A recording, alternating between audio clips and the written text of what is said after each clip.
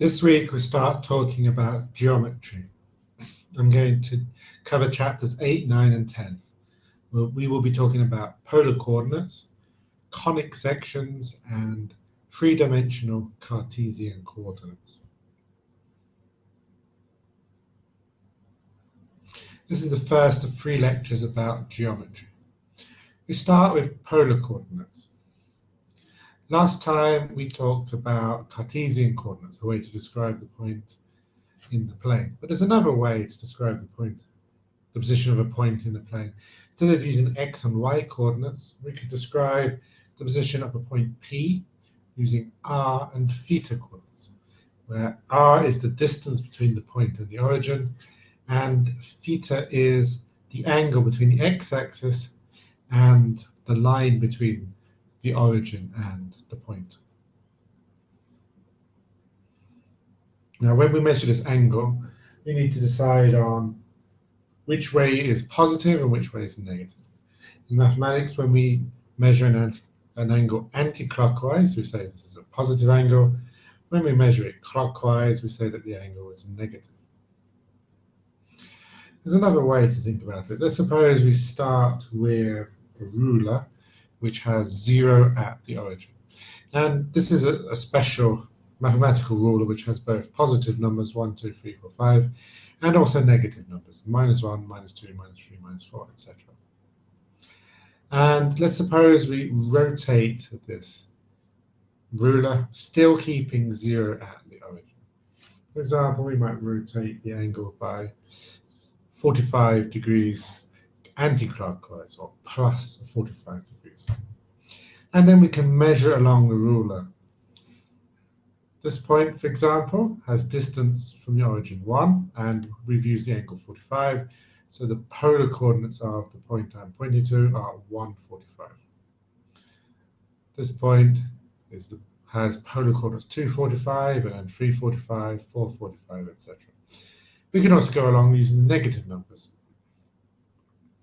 The point I'm pointing at the moment has polar coordinates of -1, 45 degrees, and then the next point -2, 45 degrees, and so on. And anywhere in between, we can use fractions.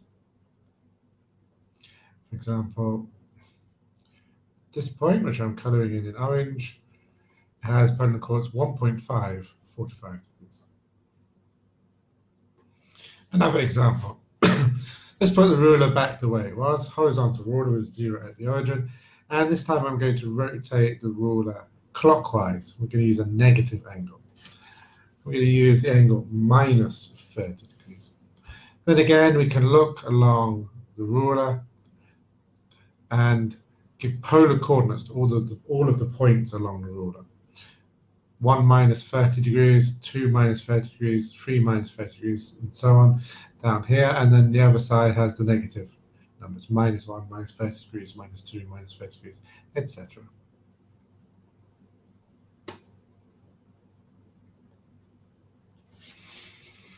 Now, of course, there's 2 ways to measure an angle, or more than 2 ways to measure an angle. The point here, there's the point 230 degrees. Distance to the origin is 2, and we can measure the angle as 30 degrees.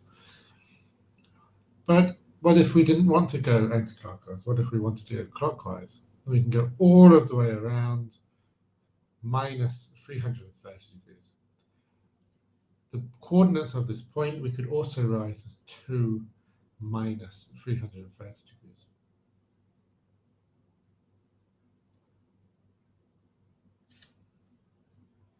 There's a different way we can use more than one set of polar coordinates for the same point.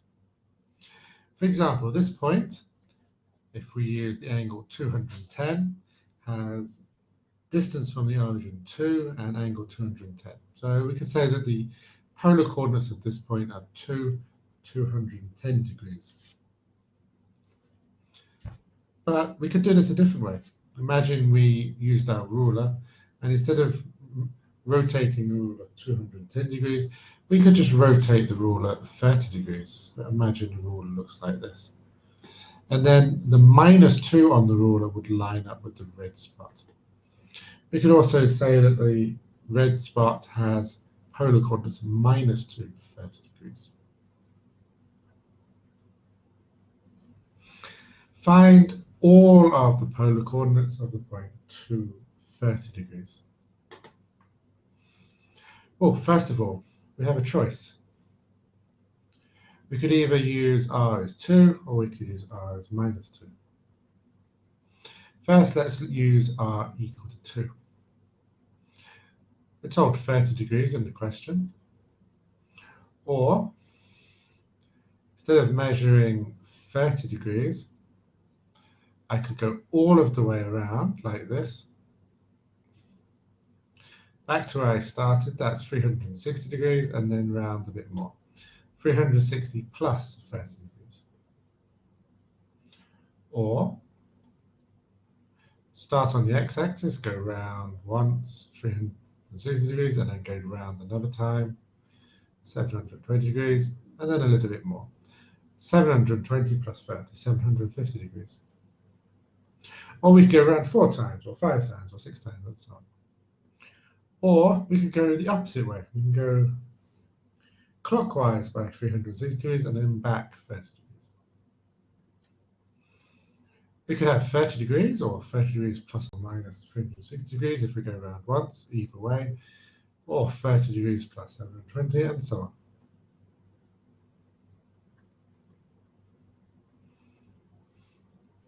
What about if we choose r is equal to minus 2?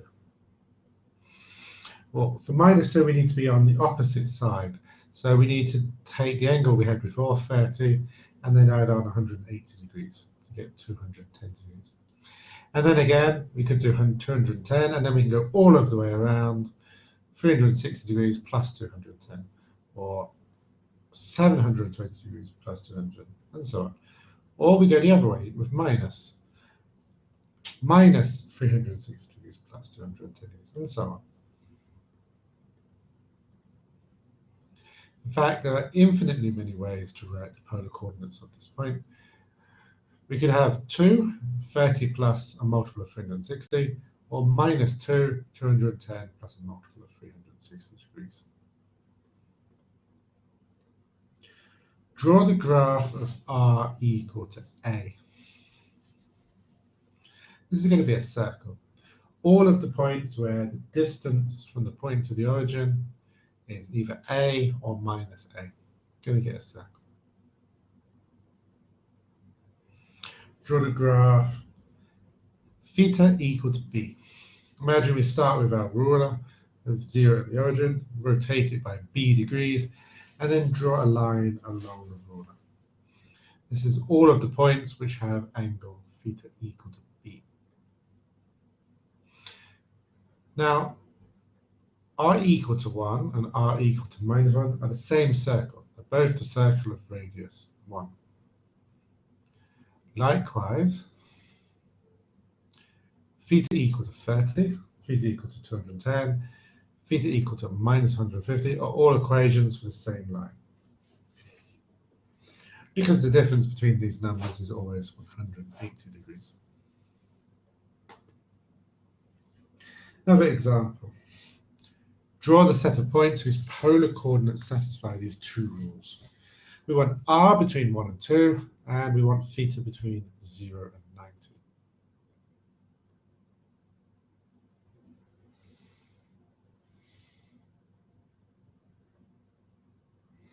First of all, r equal to 1. That means a circle of radius 1. I'll try to draw that. Here we are. And we'll also have r equal to 2. That's going to be a circle of radius 2. And I'll try to draw this, something like this. We are told that theta is between 0 and 90.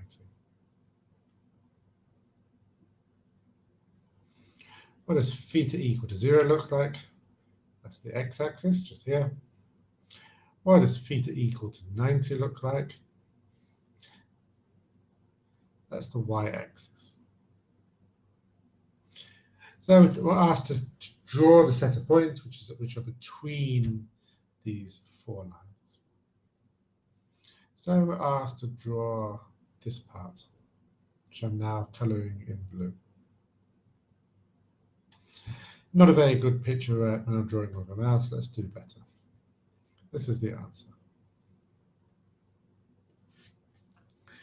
Draw the set of points whose polar coordinates satisfy that r is between -3 and 2, and theta is equal to 45 degrees. We can start with theta equal to 45 degrees. This is theta equal to 45 degrees. And then we're told that we need to be between 2, which is about here, and -3, which is down here. So we need to be between, we need to be on the orange line and between these 2 points.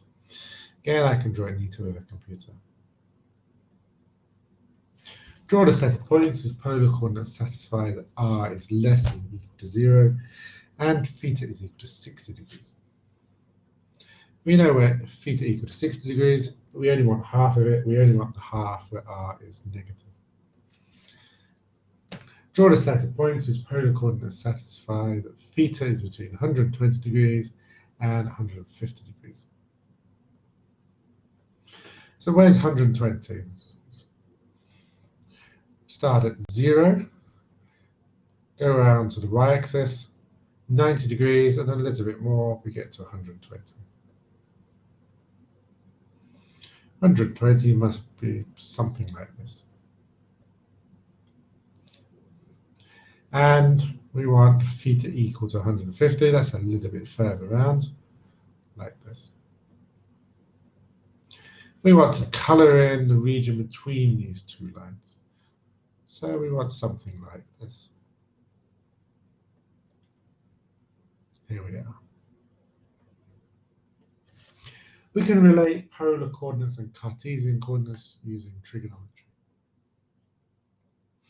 Looking at the picture on the right, we can see from this triangle that x must be r cos theta, y must be r sin theta. R is the distance to the origin, so by Pythagoras, of course. R squared is x squared plus y squared, and we can get a formula for theta. Tan theta is y divided by x. I've written these 4 equations at the top. For example, convert the polar coordinates r theta equal to -3 90 degrees into Cartesian coordinates. We can just use the formula. We want x, y. X is r cos theta, y is r sin theta. Put the numbers in and calculate this, and we get the point 0 -3. Find polar coordinates for the Cartesian coordinates. X, y is equal to 5 -12. There's infinitely many correct answers to this. We only need to find one correct answer. We could choose a positive r or a negative r. Just to make this a little bit easier for myself, I'm going to choose a positive r. And then I'm using r squared is x squared plus y squared to calculate that r must be 13. To find theta, there's several equations containing theta. The equation I'm going to use is y is equal to r sin theta. Rearrange that, put the numbers in, put it into our calculator, and we get the answer. The answer is 13 minus, and then approximately -67.38 degrees.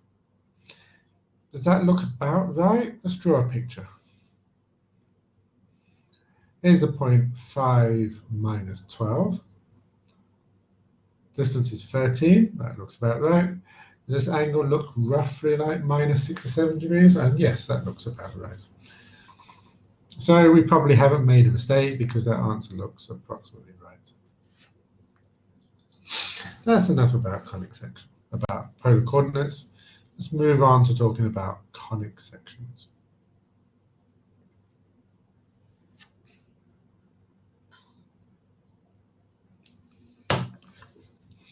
The idea here is we're going to start with a double cone. Imagine taking a bit of paper, rolling it up to make a cone, and then having another one down the bottom.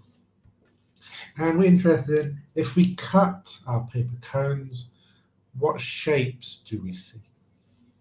If we cut our cone horizontally, then we're just going to see a circle. And we know the equation for a circle. What if we start cutting at an angle? What if we cut, say, at a shallow angle like this? Then the shape we get, the red shape, is called an ellipse. We're going to be studying ellipses in this section. Let's make it a little bit steeper. Let's suppose we cut like this. And I'm going to draw a two-dimensional picture now. So imagine this is the cone. And let's imagine that we cut with a line which is perfectly parallel to the edge of the cone. And then I'm interested in what in 2 dimensions would look like this red shape. Then we get a type of curve which is called a parabola. Our third type of conic section we get like this. If we make a cut steeper still, so that we're cutting both the top half and the bottom half, then we get a type of curve which is called a hyperbola.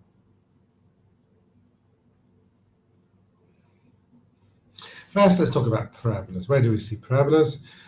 Bounce ball, you see a parabola in the shape of the ball.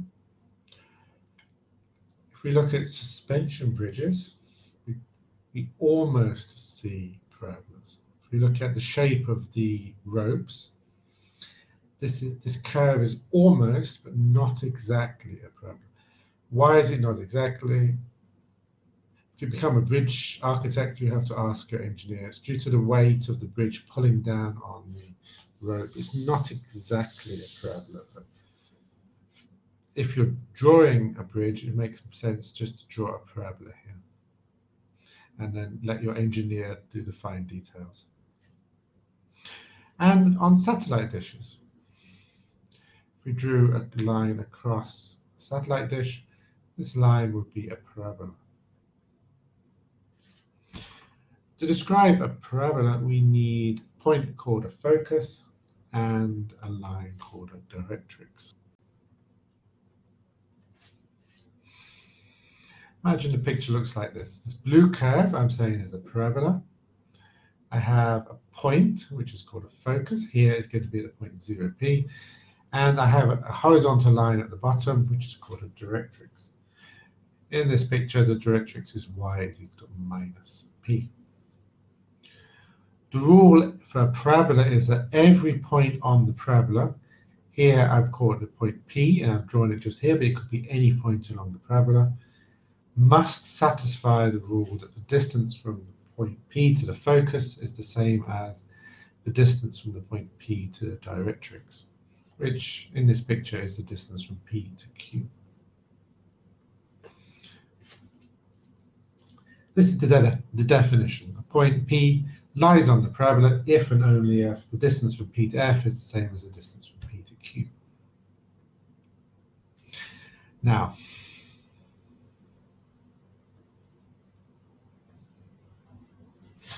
the distance from P to F, we can work out using Pythagoras, is the square root of x squared plus y minus p squared. And 2 ways to calculate the distance from P to Q. Again, we can use Pythagoras to get y plus p, or we can just go back to the picture. This is the distance y, this is distance p, add them together, we get y plus p.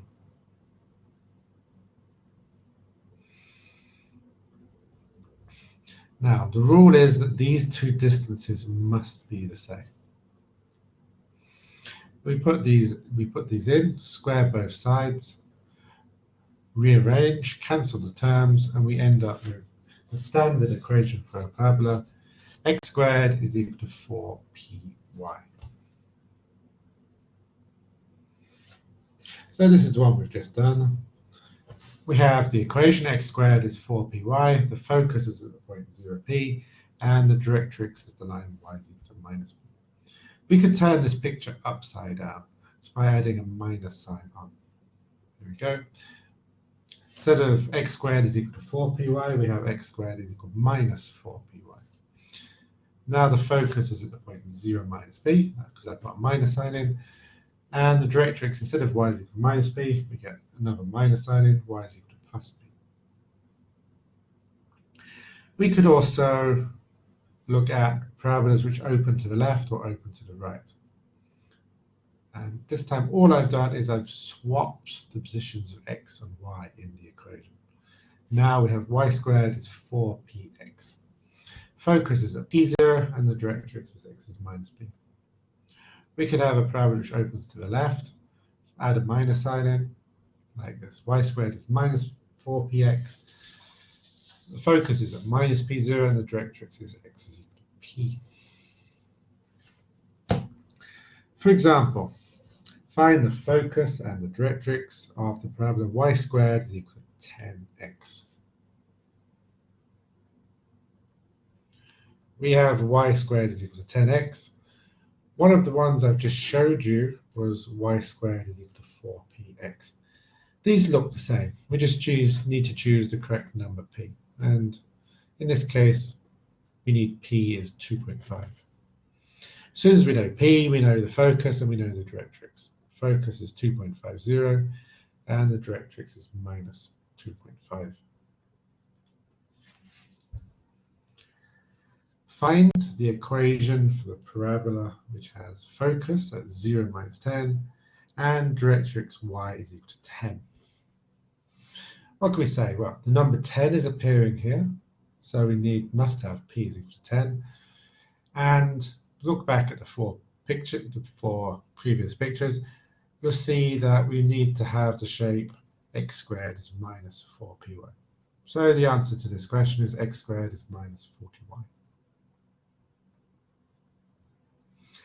Ellipses. Let's suppose we attached a bit of string to a paper using 2 pins and then we drew around using a pen. We would have a shape called an ellipse. Where do we see ellipses? The orbits of the planets in our solar system. Often in architecture, for example, this building in Denmark. How do we describe an ellipse? To describe an ellipse, instead of one focus and one directrix, we need 2 foci. Foci is just the plural of focus. We have 1 focus or 2 foci.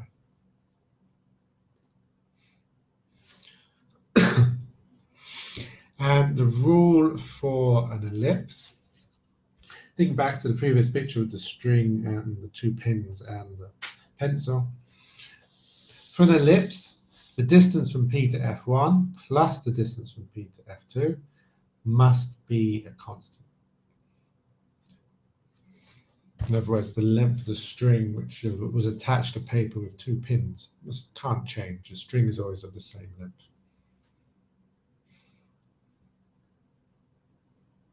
So formally, a point is on the ellipse if and only if the distance from P to F1 plus the distance from P to F2 is always equal to the same number, which in this case I'm calling 2a. You'll see why.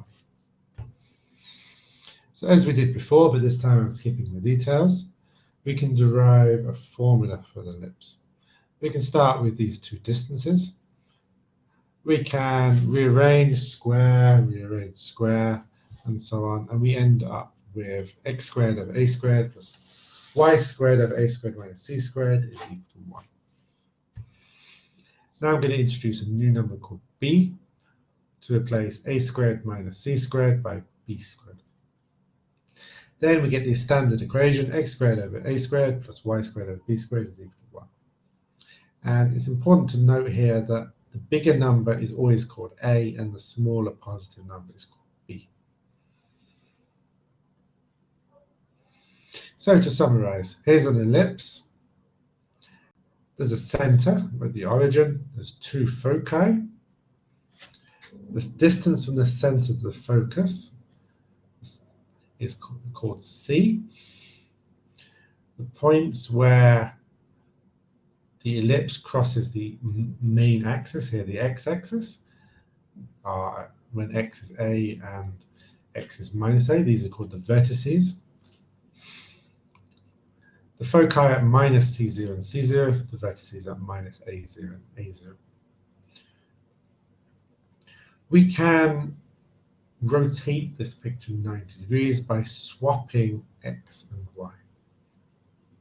I always want to use A for the bigger number and B for the smaller number. So here we go. Now I have a focus at 0 minus c and 0 c.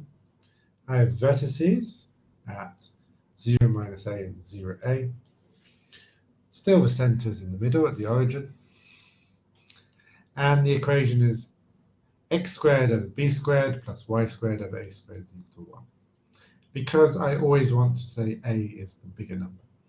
Why am I doing this? So that the center to focus distance always stays the same. So it's c is equal to the square root of a squared minus b squared.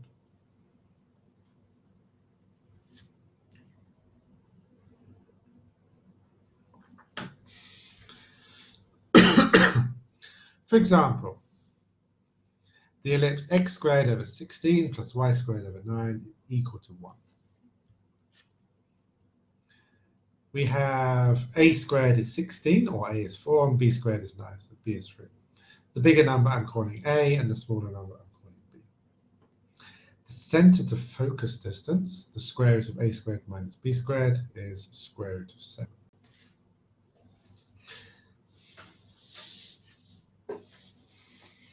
The center is always going to be at the origin for our examples. The foci at minus root 7, 0 and root 7, 0. The vertices are at minus a0 and a0. That's minus 4, 0 and 4, 0. And one more example. The ellipse x squared over 16 plus y squared over 25 equal to 1. The bigger number I'm calling a, so we need a is 5, and the smaller number is b, so b will be 4. We can calculate the center to focus distance, c is 3. The center is at 0, 0. The foci are 0 minus c and 0, c. The vertices are at 0 minus a and 0, a. Hyperbolas. Where do we see hyperbolas in architecture? For example, a cooling tower has hyperbolae. Just here I'm drawing them on the edge of the tower. Or this building in Japan is constructed using 2 hyperbolas as the supports.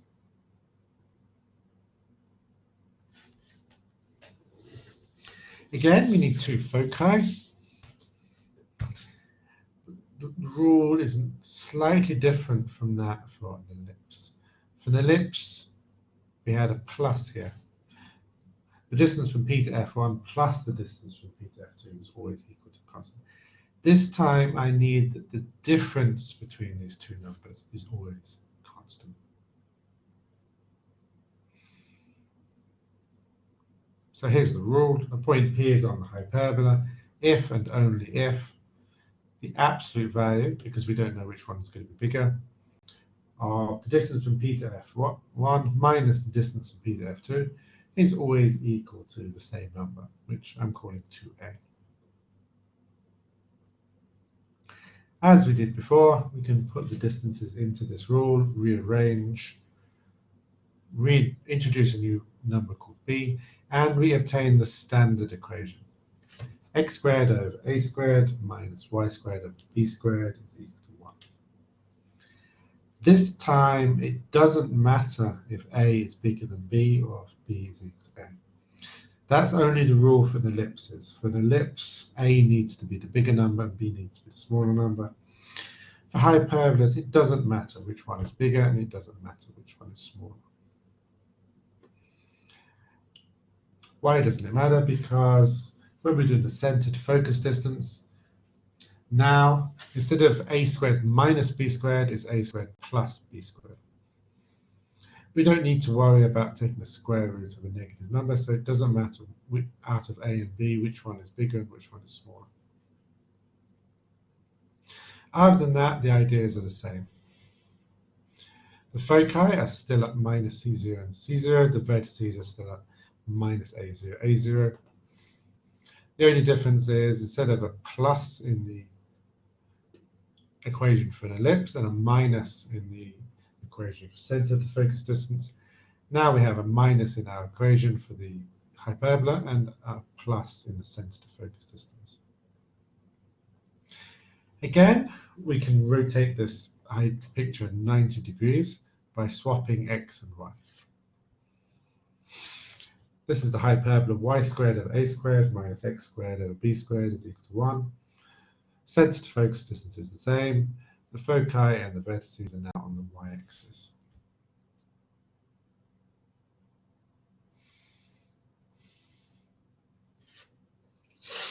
For example, the hyperbola x squared over 4 minus y squared over 5 is equal to 1.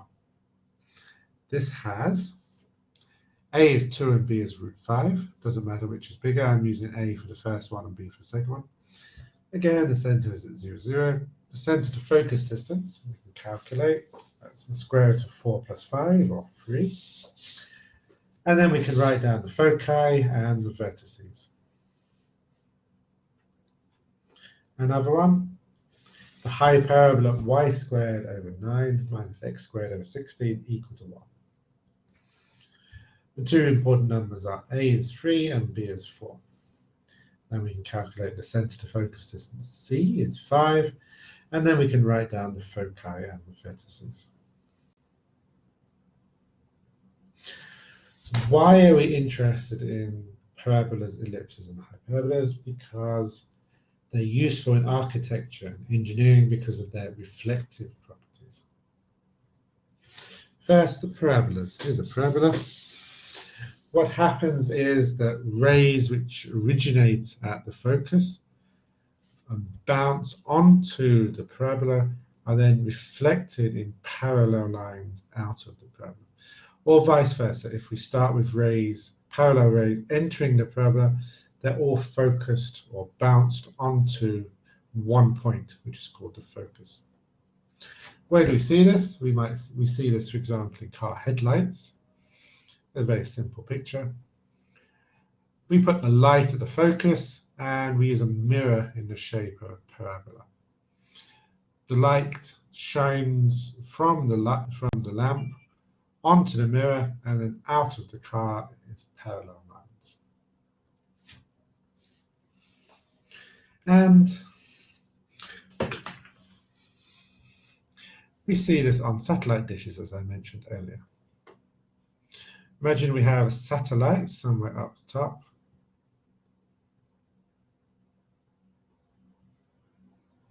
Which is beaming down our signals.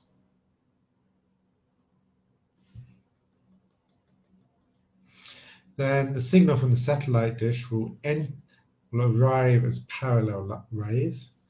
This will bounce onto the parabolic dish and then be reflected all towards the receiver, which is built at the focus of the dish. Here's another idea. This is a picture of actually in San Francisco. It's something called a whispering dish. This is only one of them. There's another one far off to the right. And they're built in such a way that the person who sits in the seat sits with their head at the focus of the parabola. And then over here, there's another one. Another dish, another seat, another person sitting on the seat with their head at the focus of the dish. One person talks, the sound of their voice bounces onto the dish, across the open space, to the other dish, and then into that person's ear. Even though these people can be sitting quite far apart in perhaps a busy square, they can still talk to each other because their voice echoes off the dish to each other. For an ellipse, the rule is that rays which originate at one focus bounce off the ellipse towards the other focus. So, for example, if we had two people in a room which is shaped like an ellipse, and if these two people stood at the foci, these two people could talk to each other even in a crowded room. is another picture. This is one of a metro tunnel. Two people could talk to each other if the tunnel is shaped like an ellipse. And here is a picture of perhaps the most famous elliptic room in the world. The architects of this building knew their conic sections mathematics because they built it in such a way and they put the desk at one focus. For hyperbola, the rule is that rays which shine towards one focus are reflected to the other focus. We can combine these ideas. For example, here's a very simple telescope with just two mirrors.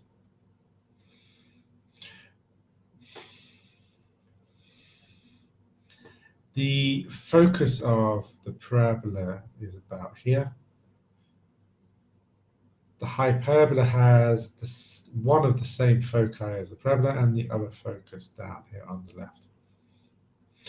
The light rays enter the telescope. They bounce off the parabolic mirror towards the focus of the parabolic mirror. Because this is also the focus of the hyperbola, rays which are directed towards one focus of the hyperbola are then reflected towards the other focus of the hyperbola. So in this way, we can focus all of the images coming through onto one point.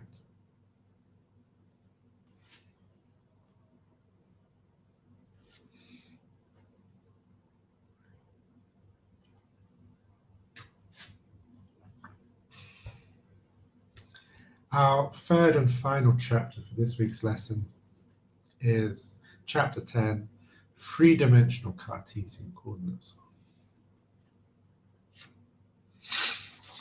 Similar idea to two-dimensional Cartesian coordinates, but now we're going to describe the position of a point in the plane using three numbers.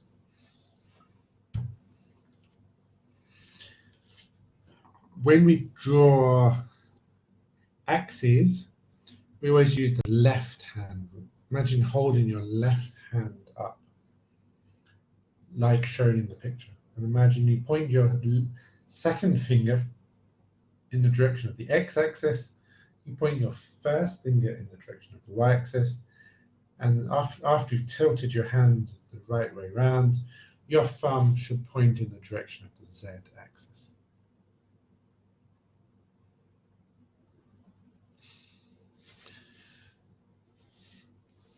If we set, for example, x equal to 0, we're looking at all of the points which have x coordinate equal to 0.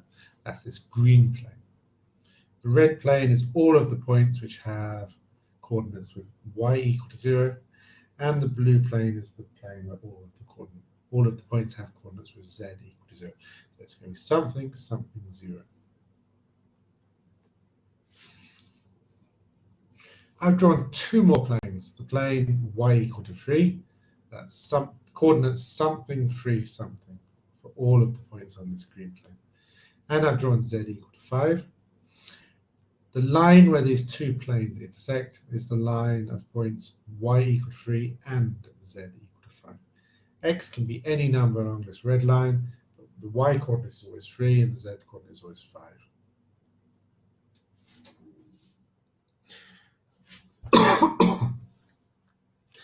For example, which points satisfy x squared plus y squared is equal to 4 and z is equal to 3?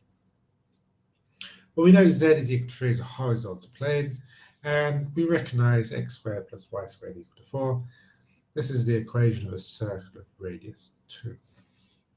To put these together, we can visualize the points which satisfy both of these. We know we're in z equal to 3, so we know we're going to be in this blue plane, and we're looking at the points which are on a circle of radius 2.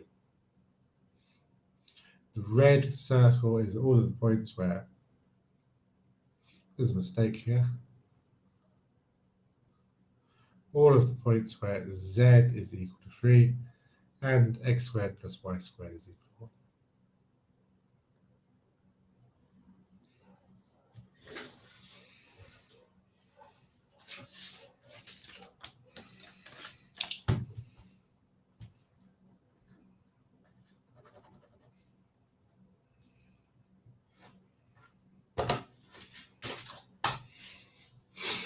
We can measure distance in R3 in the same way that we've measured distance in R2. First, the set of all of the points in three-dimensional space, that's the set of all x, y, z, where each of these coordinates is a real number, is called R3. We've got a real number, another real number, another real number, 3 real numbers. We're going to call this R3. The distance between P1 and P2, we can calculate using this formula. Same idea as in two-dimensional space, but now we have z coordinates as well. For example, calculate the distance between 215 and -230. We have our formula. It's just a case of putting the numbers into the formula. And I'll leave this for you to check that the answer is 3√5.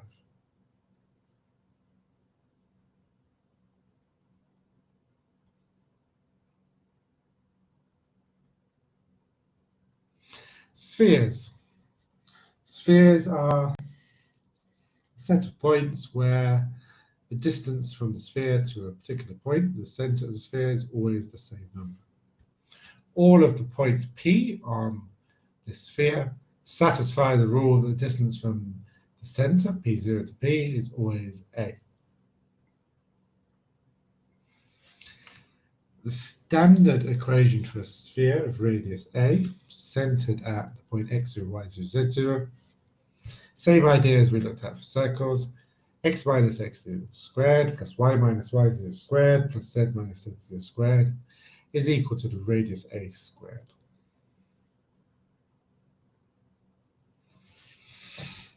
For example, find the center of radius of the sphere x squared plus y squared plus z squared plus 3x minus 4z plus 1 is equal to 0. Okay. We need to rearrange this equation so that it looks like the standard equation. I need this to look like this. I need it to be x minus something squared plus y minus something squared plus z minus something squared is equal to something squared. And then I can read off the center and I can read off the radius. So we're going to need to rearrange it. Let's go through this line by line. First thing I'm doing is I'm collecting the x terms together, the y terms together, and the z terms together, and then I'm moving the number off to the right. Now I need x plus something squared. And the way that I do this is I use the rule that x minus b squared is x squared minus 2b plus b squared.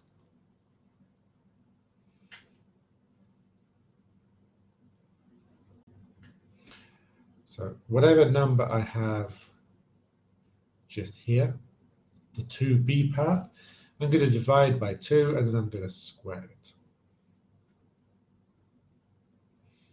For example, I have a number 3 just here.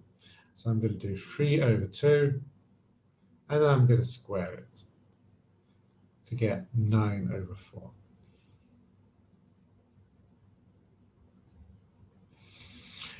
What I'm going to do is we move to the third line, is I'm going to add on this 9 over 4, and then I'm going to subtract the same number, minus 9 over 4.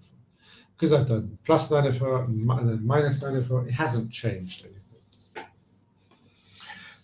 Y squared is easy, we'll leave that as it is. We have a 4 just here. I'm going to do the same thing. I'm going to do 4 divided by 2, and then I'm going to square it. 4 divided by 2 is 2, square it, we get 4. So I'm going to do plus 4 and then minus 4. Because it's plus and then minus, we haven't changed the equation.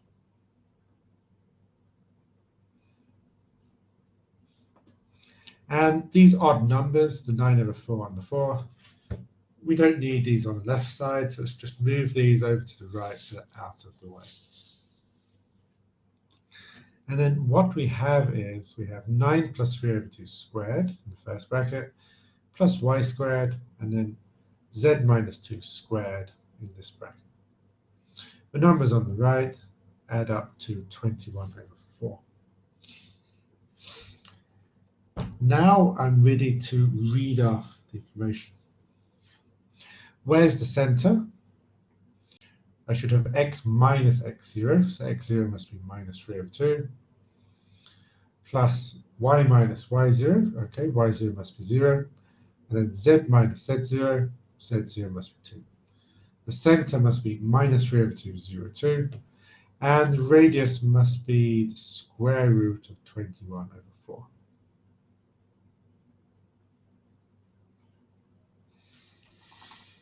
And because I've gone very quickly, that's the end of this week's lesson. Next time, which is in 2 weeks' time, we'll talk about vectors, the dot product of two vectors, and the cross product of two vectors. Do you have any questions?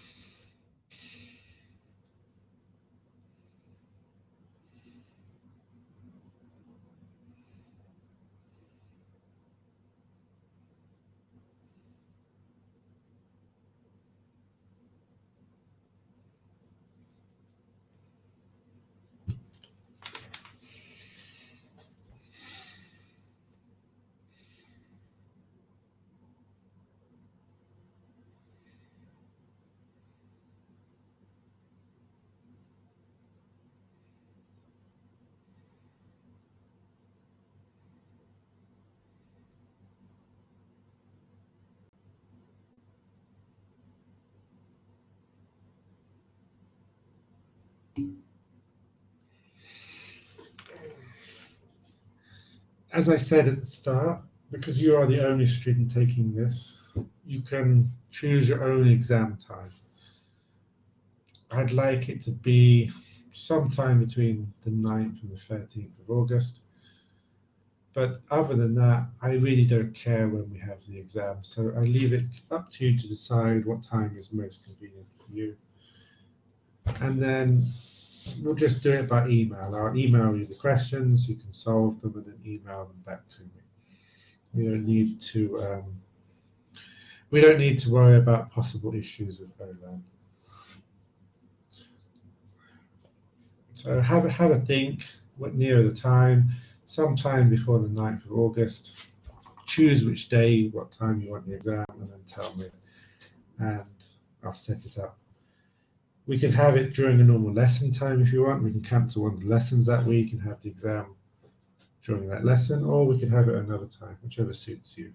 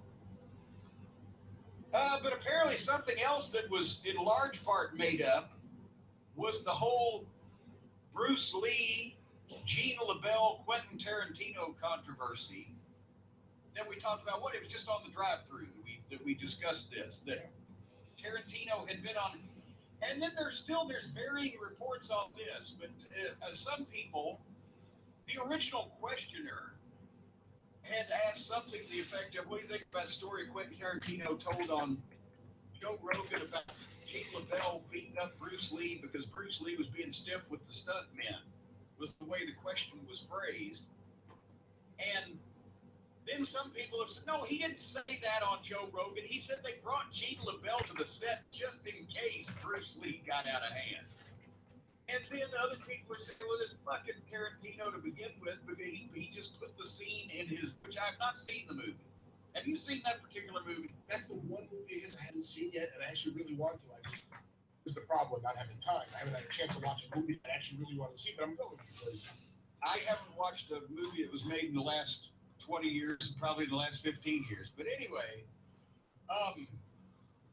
in the movie they have Bruce Lee gets beat up, right? And there was already consternation amongst the MMA community or martial arts community or the Bruce Lee devotees. Plus the portrayal of him, not just that he got beat up, but the portrayal of him. Plus, and the portrayal of him as being fairly prickish and etc. And people have shot that down.